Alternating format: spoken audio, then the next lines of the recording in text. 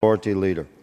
I ask unanimous consent that all members may have 5 legislative days in which to revise and extend their remarks and include extraneous material on the topic of this special order. Without objection. Well, thank you, Mr. Speaker. We are here tonight to speak out on the urgent need for the appointment of a second special counsel in light of evidence that raises serious concerns about decisions, activities, and inherent bias displayed at the highest levels of the Department of Justice and Federal Bureau of Investigation with regards to FISA abuse, how and why the Hillary Clinton email probe ended, and how and why the Donald Trump Russia probe began. The concerns of the American public are serious, and the issues requiring an immediate, unbiased, independent, and thorough investigation are broad. Mr. Speaker, the DOJ and FBI cannot be expected to investigate themselves.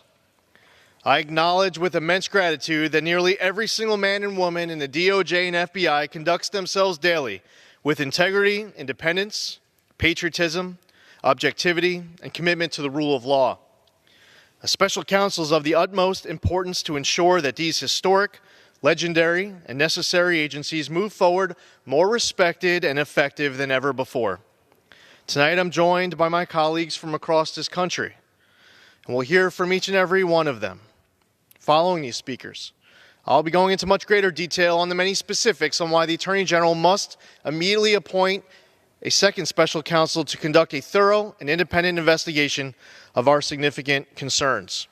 Without any further ado, I'd like to introduce Congressman Matt Gaetz, who has been a leader in this cause to fight for justice and equality under the law. Congressman Gaetz. I thank the gentleman from New York for yielding and also for leading on the great question of whether or not we should have a second special counsel to evaluate the misconduct of the FBI and the Department of Justice in pursuing unfounded and inappropriate warrants to spy on a member of the Trump transition team without due process and without proper protocol. One of the reasons I joined the gentleman from New York in this call is that currently the person making the critical decisions regarding Hillary Clinton and Donald Trump and this narrative regarding Russia is Rod Rosenstein. And I believe Mr. Rosenstein has a series of conflicts of interest, each of which would independently disqualify him from overseeing this review, and yet he continues. That's troubling to me, and it's one of the reasons why we need to have a second special counsel. In fact, it was Mr. Rosenstein who signed a FISA warrant renewal to spy on Carter Page. He did this even though the FBI and Department of Justice knew that Christopher Steele, the author of the dossier that was the principal basis for that warrant, had been deemed uncredible and had said things that were not true to the FBI. Mr. Rosenstein also signed pleadings seeking to silence a witness who may have had information regarding the sale of uranium to Russians. Mr. Rosenstein took no real action against Bruce Orr, a senior official at the Department of Justice, even though Mr. Orr failed to report the fact that his wife was moonlighting as a researcher to dig up dirt on Donald Trump and then commingle that dirt with lies told by Russians and folks from Hillary Clinton's campaign and the DNC. Mr. Rosenstein allowed Bob Mueller to pick a biased team, people who had gone to Hillary Clinton's election night party, people who had represented the Clinton Foundation when they had been accused of not producing public documents. Mr. Rosenstein could have stepped in. He could have demanded a higher standard in the assembly of that team, but he didn't. Mr. Rosenstein wrote a secret memo to expand the scope of the Russia investigation. He approved the raid on Mr. Trump's personal lawyer. He took no action on criminal referrals well laid out by Senators Grassley and Graham, Mr. DeSantis and others, indicating that Christopher Steele and Glenn Simpson had lied to the FBI and potentially had failed to register as agents of a foreign government as they were seeking to lobby for changes to the Magnitsky Act. But when Mr. Rosenstein's own action was questioned, when his own propriety, when his own integrity was called to bear as a consequence of his participation in the illegal spying by our government on American citizens, well, he didn't go seek the same special counsel remedy that he sought to go after Mr. Trump. He went and picked his own employees to investigate himself. And I agree with Mr. Zeldin of New York that that is a standard that erodes our trust in the rule of law. When you got one set of rules for the Clintons and the FBI and the deep state, and another set of rules for anyone that's had anything to do with Mr. Trump, we deprive ourselves of the ability to find the facts and to ensure that people who have truly broken the law are held accountable. I support Mr. Zeldin's call for a second special counsel. I would note that this is an organic call from the membership of this body. It began with several members of the Judiciary Committee in July. Under Mr. Zeldin's leadership, we've had a number of Republican colleagues sign on, including the Majority Leader of the House and the Whip of the House. So we invite and encourage our leadership to continue to support these efforts so that we can restore the rule of law in this country. I thank the gentleman from New York, and I yield him back his time. Thank you to the gentleman from Florida, and as he pointed out, and our next speaker signed as well, at the end of February 28th, a letter signed by over a dozen of our colleagues to AG Sessions calling for the appointment of a second special counsel. One of our signers from the great state of New York, Claudia Tenney. Thank you, Mr. Speaker, and thank you, Congressman Lee Zeldin of New York, for hosting tonight's really important special orders. I might just add as a side note that Mr. Zeldin and I are very aware of corruption firsthand. I, as a former member of the Assembly, and him as a former member of the New York State Senate. Today is actually the day of former Speaker Sheldon Silver's second trial. He's being tried for corruption in New York. So we know what it's like to fight the good fight on that. But I want to just highlight why it's so important and why I agreed to sign on to Mr. Zeldin's letter appointing a second special counsel. And recent evidence has emerged raising serious concerns about decisions and activities at the Department of Justice, the DOJ, and the FBI regarding FISA abuse. And people keep saying FISA, but for everyone, so they should know it's the Foreign Intelligence Surveillance Act. And it's why the Clinton probe ended and why the Trump-Russia probe began. It appears that for political gain, key federal employees at the FBI and the Department of Justice deliberately misled our FISA courts and pursued a partisan political agenda.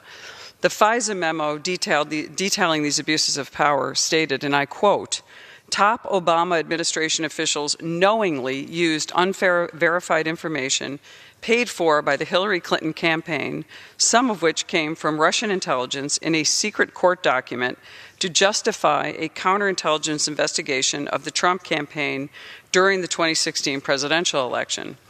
The corrupt process was later the basis for a campaign to sabotage the incoming Trump administration and to fuel a witch hunt against the president. The American people deserve to know if our government is misusing powerful surveillance methods to exact political revenge, especially if before a FISA court. This behavior by those entrusted to impartially serve the public threatens to the core the integrity and vibrancy of our constitutional republic. The American people are starting to get it. A recent Harvard CAPS Harris poll survey concluded that 67% of Americans support a second special counsel. 75% of those are Republicans, 60% are Democrats, and 69% are independents. This is a significant majority of Americans ranging from all sides of the political spectrum. Tonight, Mr. Speaker, I stand alongside my distinguished colleagues to encourage Attorney General Jeff Sessions to appoint a second special counsel. Simply appointing Attorney John Huber to lead an internal Justice Department review of Special Counsel Robert Mueller is a step in the right direction, but I don't believe it's far enough. The American people deserve nothing less than full transparency, working alongside congressional leaders. I'll continue to fight to ensure these serious matters are investigated and encourage investigations where necessary to restore the public trust. We must demand accountability across the board. It is the only way we're going to restore public trust in our institutions of government and to restore the rule of law and order in our communities. I yield back, and thank you very much to Mr. Zeldin for his leadership on this issue as a member of the Financial Services Committee, but also importantly as a member of the Foreign Affairs Committee, and also serving honorably as a distinguished member of our armed forces in the Army. Thanks so much, Mr. Zeldin. Well, thank you to Blue Star Mom Claudia Tenney. Thank you for being here, for your leadership on this important cause as well.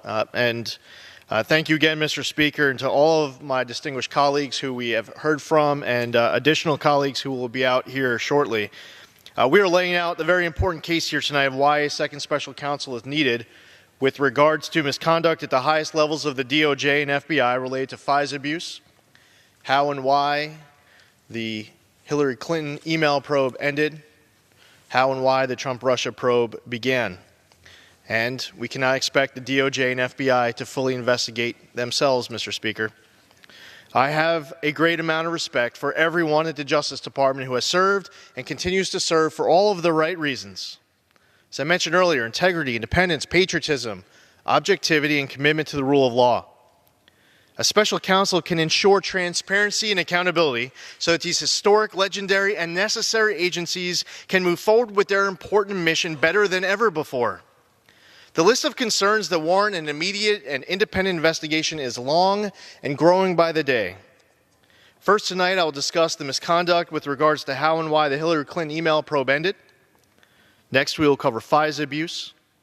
And finally, we will discuss the manner in which the Trump-Russia probe began, was extended, continued, and became a special counsel probe. But before discussing each of these topics individually, it is important to address the political bias that has existed among individuals at the highest levels of the DOJ and FBI. First, there was FBI agent Peter Strzok, who was the chief of the FBI's counter-espionage section. Additionally, there was Agent Strzok's mistress, FBI counsel Lisa Page. Aside from the fact that they were in love, it is important to note that these two individuals exchanged many texts detailing their personal biases, overcoming their better judgment in performance of their duties. Text messages exchanged between Strzok and Page during the period of August 16, 2015 to May 17, 2017 show substantial evidence of politicizing federal law enforcement and improperly handling investigations within the agency. The text contained egregious evidence of bias against President Trump before and after the November 2016 election. Page would write, quote, "Trump should go F himself," end quote. Strzok would text, quote, "F Trump." Now that's barely even starting to scratch the surface with those two. It's also worth noting that their texts, for some reason, were not stored within the FBI archive system. An egregious oversight blamed on a technical glitch. And even after these messages were partially recovered by the agency's Inspector General in January 2018, many unanswered questions remain regarding impropriety and bias. Then there was DOJ senior official Bruce Orr, fourth in command at the agency. While the DOJ and FBI were improperly submitting FISA applications based on Fusion GPS's work on behalf of the DNC and Hillary Clinton campaign, it was never disclosed that Bruce Orr's wife worked at Fusion GPS and that he served as the middleman between Christopher Steele and the Justice Department. Then there was FBI Deputy Director Andrew McCabe, whose wife, Dr. Jill McCabe, was running for Virginia State Senate and received $675,000 in donations from the Virginia Democratic Party and Common Good VA, the leadership PAC controlled by Democratic Virginia Governor Terry McAuliffe, a longtime Clinton associate. These are just a few of the many highlights of partisan bias at the highest levels of DOJ and FBI. That list and the evidence runs much, much deeper. The Hillary Clinton email probe. While these various rogue agents were busy trying to obstruct Donald Trump from day one, they were failing to properly complete their investigation into the Hillary Clinton email controversy. During her tenure as Secretary of State, Hillary Clinton violated federal law and State Department rules, regulations, and protocol by using a private email server in her Chappaqua, New York home. She would transmit emails that contained sensitive information or classified material on this unsecured server. This use of a private server was meant to blatantly get around FOIA and to avoid having to turn over incriminating emails in the case of a subpoena. Her plan proved to be partially successful when various sensitive emails subject to grand jury and congressional subpoenas were destroyed through bleach bidding and the destruction of hardware before they could be obtained by investigators. The FBI, led by then-Director James Comey, began an incomplete investigation into this serious issue, and according to transcripts obtained by the Senate Judiciary Committee, Comey was prepared to exonerate Secretary Clinton as early as April or May of 2016 when he began to draft a statement announcing the end of his investigation before up to 17 key witnesses, including Secretary Clinton herself and several of her closest aides, were even interviewed.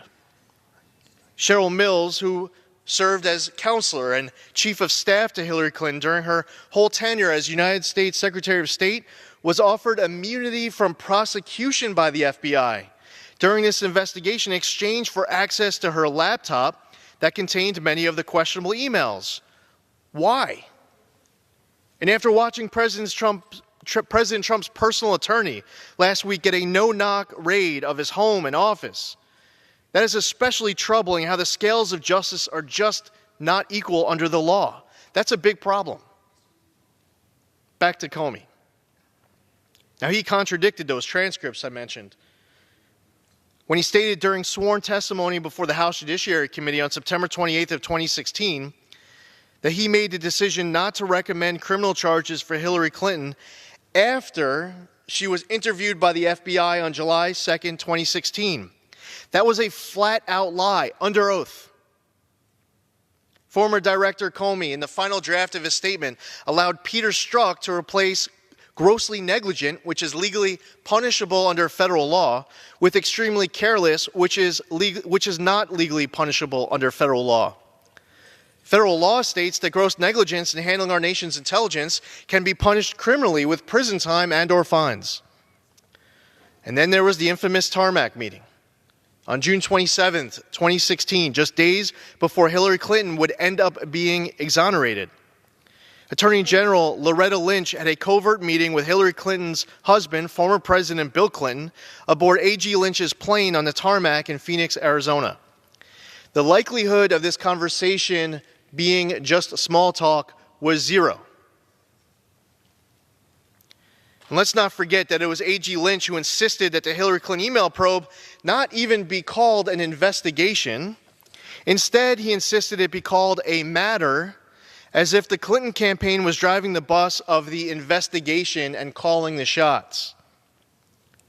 Soon after, Comey violated DOJ rules and unilaterally exonerated then presidential candidate Hillary Clinton in a public statement to the media. One day later, on July 6, 2016, an announcement followed from A.G. Lynch that the DOJ investigation into then presidential candidate Hillary Clinton would be formally closed with no criminal charges. The seemingly endless trail of crimes and misconduct relating to Hillary Clinton's emails did not end there. In September 2016, the FBI, during an examination of the personal laptop of former Congressman Anthony Weiner as part of an unrelated investigation to him sending sexually explicit messages to a teenage girl, discovered previously unexamined State Department classified emails belonging to his spouse, top Clinton aide Huma Abedin. The man within the FBI tasked with examining these additional emails was, guess who? FBI Deputy Director Andrew McCabe, whose wife was then in the midst of a Virginia State Senate campaign generously supported by Clinton operatives and Clinton allied money. It then took until October 28th of 2016 for Comey to announce via a letter to the chairman of the relevant congressional committees that he was reopening the investigation. An additional egregious delay after McCabe failed to even examine the illicit emails for at least 3 weeks after the FBI discovered them on Anthony Weiner's computer. The DOJ's Inspector General is still conducting an investigation into whether then FBI Deputy Director McCabe and other FBI officials sought to purposely delay the release of these illicit emails for politically motivated purposes. Hillary Clinton's privileged status her whole career, and especially during the Obama administration as above the law, doesn't end with her illegal misuse of classified emails. Throughout the Obama administration, while she was serving as Secretary of State and later as she was running for president, the Department of Justice also failed to fully investigate serious concerns surrounding the connections between her husband, and the Clinton Foundation to Russian-controlled company Uranium One, which received State Department approval to purchase American uranium mines in 2010. Also in 2010, while Russian state interests were working to both acquire a majority stake in Uranium One and to purchase American mines, Bill Clinton was paid $500,000 for a speech in Moscow by a Kremlin-linked Russian investment bank that was underwriting Uranium One stock. Nothing to see here, right? The Obama DOJ ignored an FBI probe on the matter. A confidential informant who worked with the FBI to uncover bribery and other corruption related to the Uranium One matter was threatened with reprisal by the Justice Department under A.G. Lynch when he tried to come forward in 2016. The Senate Judiciary Committee launched a probe in October of 2017 to investigate the Uranium One issue, including whether federal agencies such as the State Department knew the FBI was looking into possible corruption before the deal was approved. Mr. Speaker, this again brings home the urgent need for an independent and fair investigation. Collusion with corrupt Russian actors is indeed a very serious concern and a threat to U.S. national security, especially when critical resources that impact national and global security, such as uranium, are up for grabs to questionable companies that were not properly scrutinized due to their connections with an influential family. FISA abuse. Mr. Speaker, there are also very serious concerns that in October 2016, the FBI and DOJ used politically biased, unverified sources to improperly obtain a FISA warrant to spy on an American citizen. This warrant granted U.S. intelligence and law enforcement agencies sweeping power to collect bulk information and conduct about collection, which results in surveillance of a broad array of private communications from the past, present, and future, including those of U.S. citizens not specifically targeted in the FISA-authorized warrant. To obtain these warrants, FBI and DOJ officials submitted an unverified dossier prepared by Christopher Steele to the FISA court, failing to disclose that Christopher Steele was hired by the firm Fusion GPS, which was hired by the Democratic National Committee and Hillary Clinton campaign to prepare this dossier, and that the source was unreliable and soon thereafter was going to be terminated as an asset. The FISA court was not informed that Christopher Steele was actively opposed to the election of Donald Trump, that he was the unnamed source cited in the media reports that the FBI used to corroborate his dossier, and that Fusion GPS had been hired to perform previous anti-Trump research efforts in 2015. The Woods procedures, which are the FBI's mandatory vetting process required for all FISA warrant applications instituted to ensure that all facts contained in an application are accurate and verified to clearly support probable cause for the warrant, it was clearly not followed.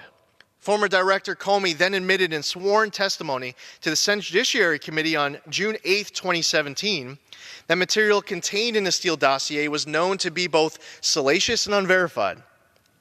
Since FISA applications are rarely turned down and almost never subject to appeal, are presented in closed court with no public record where the government is not challenged by any defense, it is imperative that the government take extra care to validate the information being utilized to build their case before they take the extraordinary step of waiving rights of a U.S. citizen without his or her knowledge or the opportunity to defend themselves.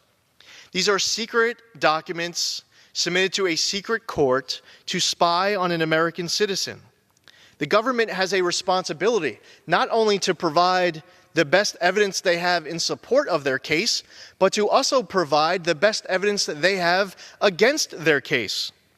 These deeply flawed and questionable FISA warrant applications, utilizing illicit sources and politically biased intelligence, were approved by DOJ and FBI officials at the highest levels before being submitted to the FISA court. It was further not disclosed to the FISA court, as I referenced earlier, that the wife of the fourth-ranking DOJ official, Bruce Orr, was an employee of Fusion GPS, and Christopher Steele directly transmitted the dossier and other information to Bruce Orr, through Bruce Orr, for submission to the FISA court. Let's talk about how and why the Trump-Russia probe began. Mr. Speaker, make no mistake. The Trump-Russia probe was launched because Donald Trump won the GOP nomination for President of the United States. It's clear why DOJ and FBI didn't want to turn over the memo opening the investigation. They didn't come up with a sufficient alternative justification to start the probe. The Trump-Russia probe was then continued because Trump became very close to possibly being elected President of the United States. It's clear why DOJ and FBI didn't want the Nunes memo released. They broke the rules and misled a FISA court to improperly secure a warrant to spy on a U.S. citizen. The Trump-Russia probe then became a special counsel probe because Donald Trump subsequently won the election.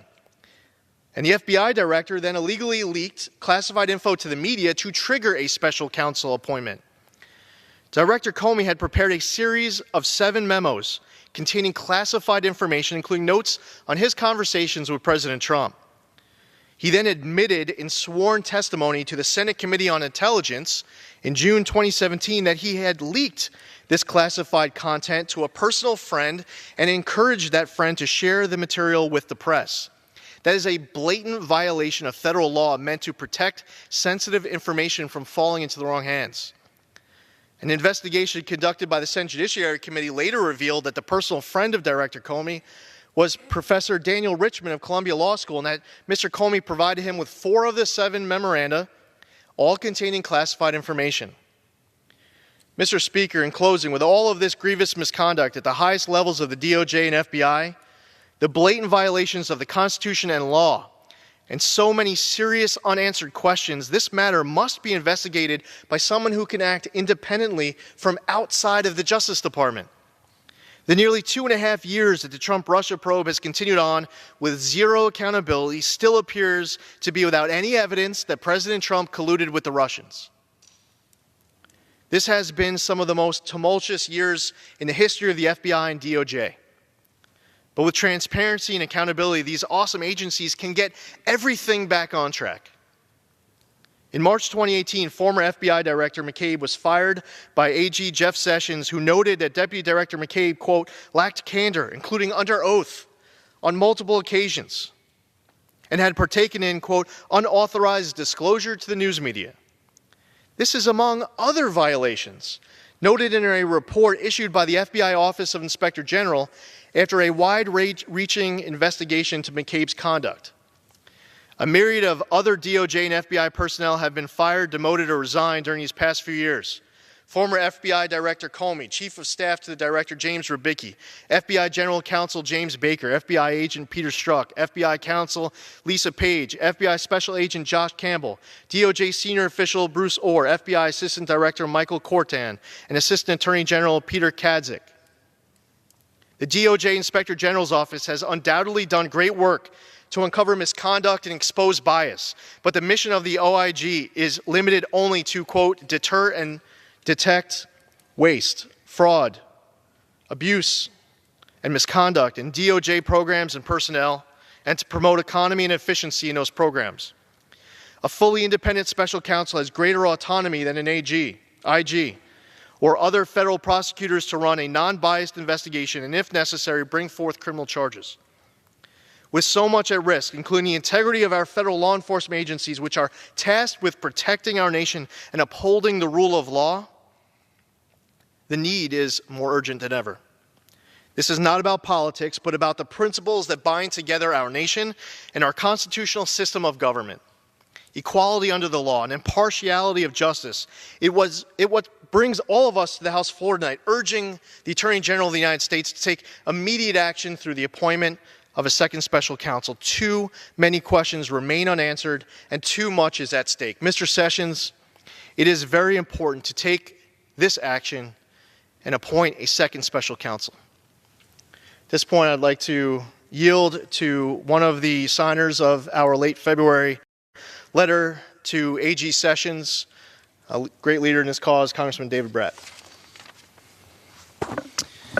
Thank you very much. Mr. Speaker, the American people are sick and tired of the double standard shown to the Clintons, and the issue does not just stop narrowly with all of the issues which were just laid out so well by my colleague. There's sufficient evidence that Democratic opposition research was submitted as evidence to a FISA court so that our intelligence community could begin spying on the Trump campaign and American citizens. Justice has not been done here as elsewhere, and Americans know full well what is going on up here. Mr. Speaker, the script has flipped, and it seems clear it was the Democrats, not Republicans, that abused their power to try to get Clinton elected. Unique in world history, America is the first nation that was founded on the premise and the promise that all people are created equal under the law. That means no matter how well connected, no matter how wealthy you are, no matter how many foreign leaders you have under your thumb, no matter how popular, no matter how elite, no matter how educated, no matter how many lawyers you have, no one in this country stands above the law of the land. And we have to ensure that that remains the case. The system is rigged. Bernie Sanders ran for the people without power, and the system and a party rigged his election. I ran to protect people from the corruption in D.C. And now, what is going on in D.C. last week? We have monopolies run amok. Facebook, Google, Amazon, big banks, big insurance, big everything, the exact opposite of the logic of the founders. Adam Smith, the founder of free market economics, wanted a country where small businesses competed against each other. No monopolies, no oligopolies. James Madison, the author of the Constitution, wanted a country with a large number of factions that duked it out among themselves. No power centered, especially in the federal government, up in D.C. All power returned to the states and to the people. But today, that is all unfortunately upside down up in the swamp. I know it sounds like fiction that the FBI used a piece of opposition research paid for by the Clintons and the Democrats to file a warrant to spy on American citizens and the Trump campaign. Comey, McCabe, Rybicki, Jim Baker, Lisa Page, Peter Strzok, all these are top personnel, political appointees in the FBI that are wrapped up in this story. They are not going to investigate themselves.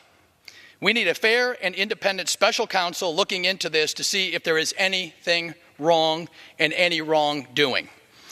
Mr. Speaker, a second special counsel really is the only way to have the flexibility to fully investigate the matter of political bias in regards to ruling of the FISA court and see if anyone has broken the law of the land.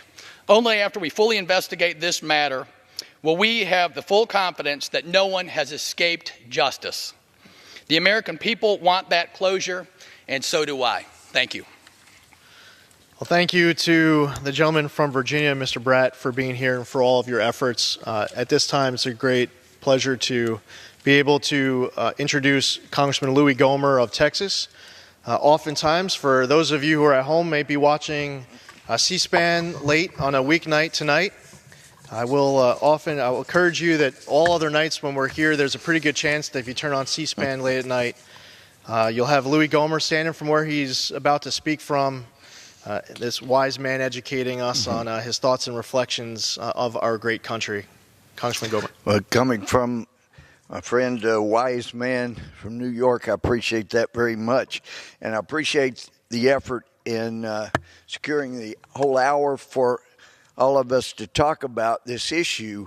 I mean, it really is a matter of a wide-eyed justice.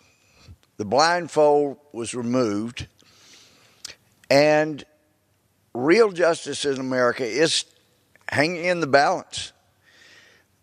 People in America have seen what happened, and I think because they have seen the way justice has been abused for a number of years now, that's what helped get Donald J. Trump elected president. People were ready for significant changes so that we could get back to a country where the rule of law mattered regardless of whom was the president.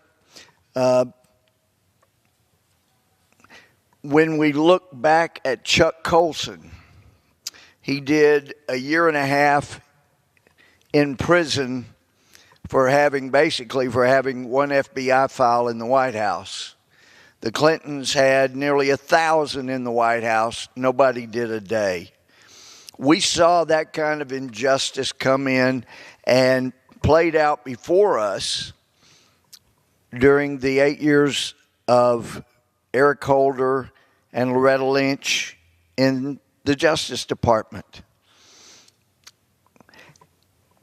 And now Americans have seen, not all of them, some are still blinded by the very thick paint that's provided by the mainstream media, but when you break through that, you brush that off, you get down to the bare facts, what you have now is the Deputy Attorney General, Rosenstein, who was the U.S. attorney when Russia's illegal effort to obtain U.S. uranium was going down.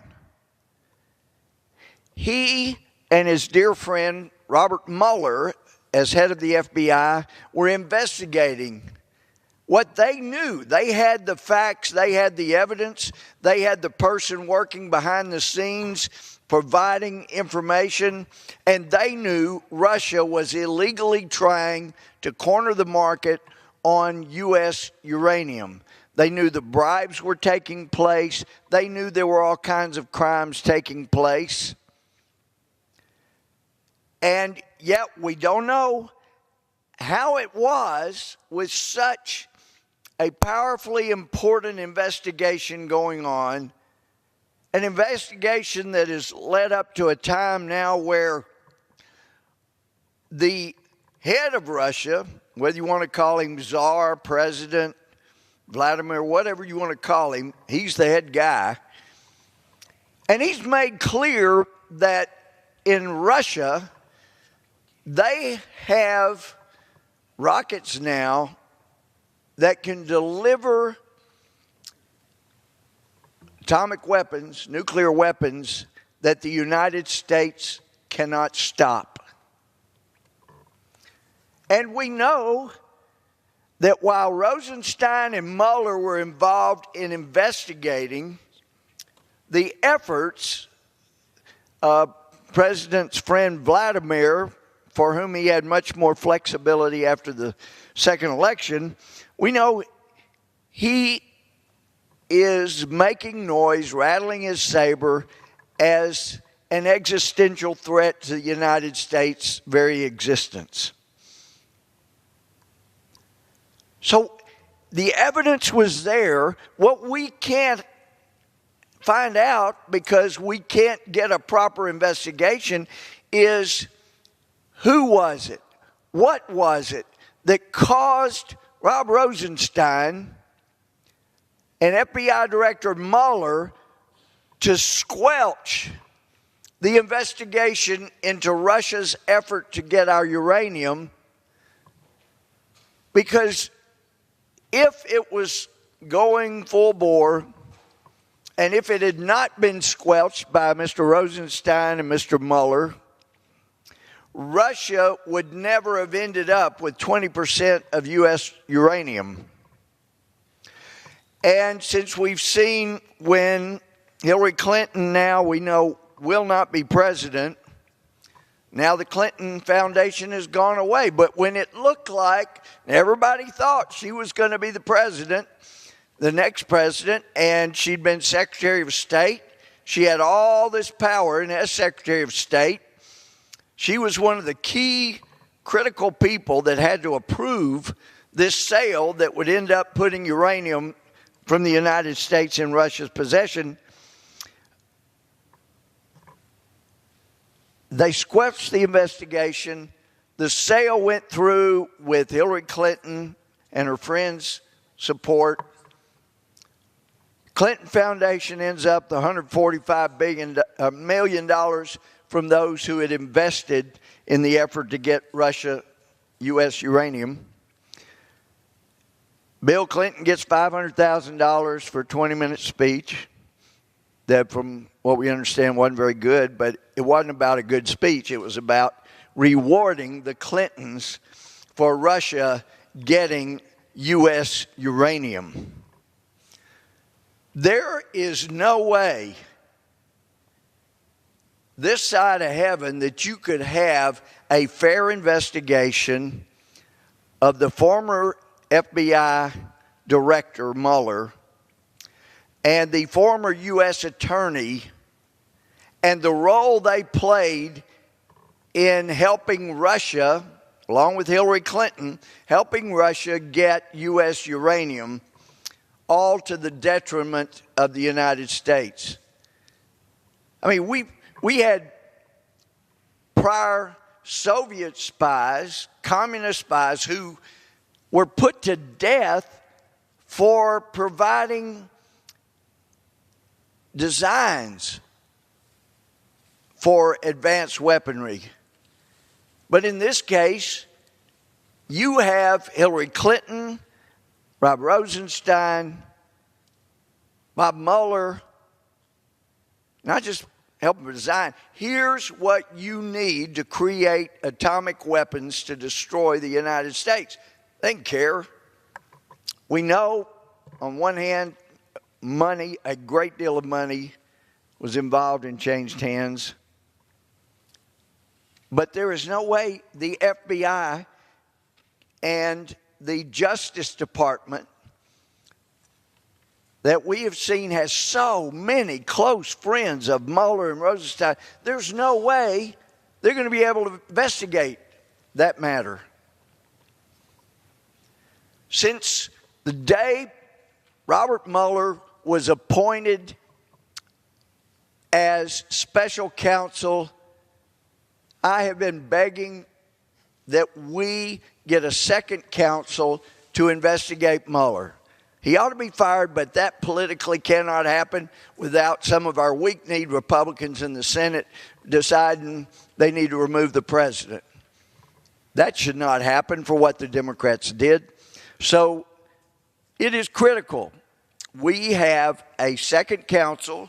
And by the way, let me just say, great patriot, ethical, honest, upright man named Jeff Sessions is seeing to a number of critical things that we need investigated, seeing to them being investigated. And I applaud his efforts to apply the rule of law across the board. But when it comes to investigating Rosenstein, Mueller, and Comey, who's already admitted leaking things that should be a crime, that's going to take a second counsel. I appreciate my friend Congressman Zeldin arranging for this time to talk about it. I appreciate the effort my colleagues have put into researching this. We got to have a second counsel or our Justice Department is done. Thank you to the gentleman from Texas for his leadership. And our next speaker is oftentimes at the very tip of the spear of the issues that matter most all throughout America. He certainly has been at the tip of the spear here, bringing accountability and transparency to the maximum degree he knows possible. I'd like to introduce Congressman Jim Jordan. I thank the gentleman, Mr. Speaker. It's good to be with my good friend from New York and other members of the Congress here tonight to talk about why we need a special counsel, second special counsel. Nobody likes him. I don't like him, but I don't know of any other remedy. How else is the FBI really going to be able to investigate themselves? Is the Department of Justice really going to be able to investigate themselves? And I understand Mr. Horowitz, the Inspector General, is going to do good work, and he has done good work, but it's not the same. It is not the same. And the only way to get to the truth, I think, is to have a second special counsel look at all of this. All the Clinton investigation, all the Russia investigation, look at it all. And understand a few things we have learned over the past few months and, frankly, the past few days with the very top people at the FBI. James Comey misled the American people on both investigations. Now think about this. Mr. Comey, at the urging of then Attorney General Loretta Lynch, calls the Clinton investigation a matter, not an investigation. Misleads the American people. We all know it was an investigation. As some of my colleagues have said, last time I checked, he wasn't running the Federal Bureau of Matters. It's the Federal Bureau of Investigations. It was an investigation, but in an attempt to play it down, he misleads the American people, calls it a matter, not an investigation. And then when it came to our president, he allows the perception to exist with the American people that President Trump is under investigation when in fact he wasn't, and had been told by James Comey himself that he wasn't under investigation. And then, of course, there's the number 2 guy at the FBI, Andrew McCabe, who we've learned in the last few days actually misled the Office of Professional Responsibility, misled his boss, and misled the Inspector General on 2 different occasions. 4 times total, he wasn't, as they say, he lacked candor, didn't tell the truth. So we need a special counsel to look into all this and a host of other things. And it was those guys, Mr. Comey, Mr. McCabe, who were involved at the FBI when the whole dossier thing unfolded, where they took a opposition research document, dressed it all up, made it look like it was legitimate intelligence, took it to the secret court to get a warrant to spy on a fellow American associated with the Trump campaign, and they didn't tell the court two important things. Two important things. Didn't tell the court who paid for the document, namely the Clinton campaign and the DNC, and didn't tell the court that the author of that salacious and unverified document, Christopher Steele, had had his relationship with the FBI terminated because Mr. Steele broke a cardinal rule. He went and told the press he was working for the FBI. Now, you and I go to a court, we got to tell the truth. We got to tell the whole truth. But they didn't. They didn't. Now, recently, there have been two appointments made at the Department of Justice by the current Attorney General, Mr. Huber and Mr. Lausch. Mr. Lausch has been named to help get the documents to Congress that we are entitled as a separate and equal branch of government to receive, and Mr. Huber has been tasked with overseeing this whole Russia investigation. And while these individuals appear to be fine individuals, again, it is not the same. Because who does Mr. Huber and Mr. Lausch answer to? They answer to Rod Rosenstein, who was involved in all this throughout all the Clinton investigation, throughout the Russia investigation. They answer to Rod Rosenstein. Now, how do employees investigate their boss? Someone tell me how that works. Two final points before I yield back to the gentleman from New York. You think about probably the classic definition of the swamp. Think about this. Rod Rosenstein writes the memo for firing James Comey. James Comey leaks a government document to the New York Times to create momentum for a special counsel, Bob Mueller, who Rod Rosenstein appoints as the special counsel and oversees, and one of the elements they are looking at is whether there was obstruction of justice in the firing of James Comey. You can't make this stuff up. You talk about the biggest roundabout I've ever seen. We need a special counsel. The Attorney General has said only, think about this as well, only in extraordinary circumstances do you name special counsels. Well, it's pretty extraordinary when James Comey's been fired, the director of the FBI. Andrew McCabe, deputy director of the FBI, has been fired. Jim Baker, former general counsel, has been demoted and reassigned. Peter Strzok, deputy head of counterintelligence, has been demoted and reassigned. And Lisa Page, FBI counsel, has been demoted and reassigned. Those are some of the top people at the FBI. Now, if that's not extraordinary, I don't know what the heck is. And if it's not a little unusual, when the new deputy attorney general writes the memo to fire James Comey and then names Bob Mueller as special counsel, and one of the things they're looking at is whether there was obstruction of justice in the firing of James Comey, if those aren't extraordinary and strange circumstances warranting a second special counsel, again, I don't know what is. So let's just do the right thing. Mr. Sessions, Mr. Rosenstein, let's just do the right thing. The American people want this. If we get a second special counsel, we limit the amount of time that they can look at this. We pick someone outside the swamp, somewhere from the middle of the country. Let him or her run this investigation. Say, here's your time, go figure it out. I believe when they reach their conclusions, there is a much better chance the American people accept that result, accept their findings. But if it's just the same old thing that we've been seeing, I think that's much tougher. So this is what's needed. No one likes it. No one really wants these things to happen, but I see no other approach that will get the answers and hopefully provide the closure that the country needs to move on. So I would just say, Mr. Sessions, Mr. Rosenstein, do what everyone else in this country knows needs to happen. Name the second special counsel. Let's get the facts for the American people, and let's get moving. Thank you, Mr. Thank you to Congressman Jordan for all of his remarks and his leadership on this issue. And it's a great pleasure to introduce General Scott Perry of Pennsylvania, otherwise known as Congressman General Scott Perry of Pennsylvania. Thank you for being here tonight to participate in our special order. Thank you, Mr. Speaker. I thank the gentleman from New York for bringing this issue to light. I should say, sir, being that I am very much outranked by the general. As you can see, I'm serving in this uniform. We're all citizens here tonight. No one outranks another. As a matter of fact, we all serve at the pleasure of our constituents, and we ask to earn their votes. With that, I want to join my colleagues in this call for a second special counsel to investigate the abuses of the Foreign Intelligence Surveillance Act Court.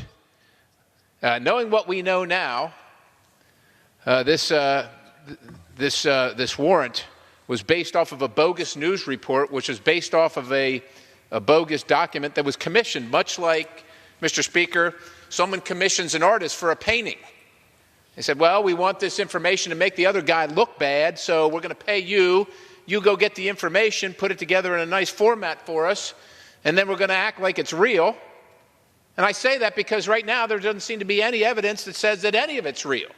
No evidence after over a year of investigation. So they commissioned this dossier, which is just a file, it's a fancy name for a file, to go get the other guy, and they used that to get a FISA warrant and investigate him, using the power of the federal government, the highest power, to investigate a private citizen. Now this begs the question, Mr. Speaker, did these partisans intentionally mislead the FISA court? That is the question. And the reason that we're asking for a special counsel, a second special counsel, acknowledging that these things can be problematic, they can run far afield, and we want them to be focused only on what they're focused on and not looking at everything and anything. But the reason there has to be a second special counsel, Mr. Speaker, is because that is the only one that can answer this question, because the people that potentially stand accused, and we don't know exactly who they are, but they're a limited group of people, because I can't get a FISA court to investigate somebody. You can't get a FISA court to investigate. The American people can't get the FISA court to investigate somebody that they think something wrong has happened. Only the Department of Justice, the FBI, folks like that can get this FISA warrant. And if they're the only people that can get it, they can't be investigating themselves. Nowhere else do we ask the accused to investigate yourself and come up with the right answer. Only in this crazy world that we live in right here. So that's why we must have the second special counsel. The standard for accountability simply must be higher. And if you don't understand, when you go to the FISA court, it's not like any other court where you say, well, here's the prosecution's case and here's the defense's case. It doesn't work like that. It's only the prosecution's case because it's secret, Mr. Speaker. The defense doesn't get to defend themselves until after the fact, right? That's why there has to be a higher standard, a higher level of accountability, because it's only supposed to be in the rarest of circumstances that this is used. I've said over and over again, do I live in a free America? Or do I live in a place where there's secret police like the KGB, where instead of investigating crimes, we investigate people, and we keep investigating and investigating until we find a crime? That is not what we plan for in America. Nowhere is it said that people in high positions are allowed to weaponize the instruments of federal power to get back at their political rivals or their political enemies. American citizens deserved strict constitutional protections, regardless of what court they're in, and most specifically and most especially if they're in the FISA court. The Founding Fathers wrote the Fourth Amendment to enshrine and ensure the right of the people to be secure in their persons, their houses, their papers, and effects against unreasonable searches and seizures shall not be violated. But, Mr. Speaker, they have been violated. And the Founding Fathers wrote that long before the internet was available, long before cameras and microphones were ubiquitous in our society. It's now time, it is long overdue, to reaffirm that right. I have always opposed warrantless surveillance and searches of American citizens because it violates the Constitution, because they violate the Constitution. And you say, well, why should I care? I'm not being investigated by the FISA court. It's not happening to me. But think about that. If it can happen to the President of the United States, arguably the most powerful person in our country, if not the free world, do you think it can't happen to you? Do you think it's fair? Is it right to have one standard of justice, or is it okay to have two? One for all of us people out here, and then one for the politically connected. That's why you should care, because there is a true danger in the unchecked power and authority of a faceless government bureaucrat. The American people have a right to know who's watching the watchman. And it is our job in Congress to do that watching. And that's why we were calling for this second special counsel. Mr. Speaker, it is long overdue. It is long past time. These abuses cannot continue. I thank the gentleman from New York for the time and for bringing this issue to light. And I thank you for your attendance. Mr. Speaker, I yield. Thank you to Congressman Perry, to all of our speakers tonight, Congressman Gaetz, Tenney, Bratt, Gohmert, Jordan, Perry, everyone who's been part of this cause. And just to recap, we, over the course of this hour, outlined all of the many reasons why it is imperative for AG Sessions to appoint a second special counsel to look into FISA abuse, how and why the Hillary Clinton probe ended, how and why the Trump-Russia probe began, as Congressman Perry was just talking about the scales of justice. I remember when Hillary Clinton was being exonerated, publicly being exonerated, just days after a tarmac meeting where her husband was able to meet with AG Sessions on her plane on the tarmac in Phoenix, Arizona. And I was thinking of the people who had to go into court that day as defendants. Maybe they got caught making a right on red. And they're a defendant going before a judge. They're pleading. They're being punished. And yet here you have all of this evidence with the Hillary Clinton case, and there would be zero accountability. That actually the decision would be made to exonerate Hillary Clinton before even interviewing her and well over a dozen others. There should be equal treatment under the law. The scales of justice should not be tilted based off of your last name. Cheryl Mills gets immunity. Michael Cohen gets his offices and home raided. If there was equal justice under the law, there might be more understanding and a greater mandate for actions being taken. But President Trump is being investigated because he won the GOP nomination. That is why the investigation got started. The reason why the DOJ and FBI didn't want to release the memo is because they really didn't have much of a better reason. They were reaching, and they really didn't want to have to tell Congress why they started it. Because the real reason was because he won the Republican nomination. And they wanted to continue the investigation because he actually had a shot of winning. So they go to a court with secret documents, secret court to spy on a United States citizen, desperate to try to find information, loaded with bias, clear as day bias of anti-Trump, pro-Hillary bias, where their political bias is overcoming their better objective.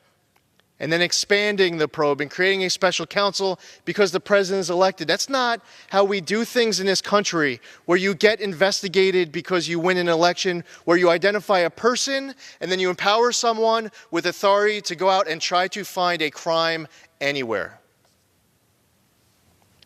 So with regards to FISA abuse, the end of the Hillary Clinton probe, the beginning of the Trump-Russia probe, it is imperative for AG Sessions to appoint a second special counsel. I appreciate everybody for tuning in during this hour.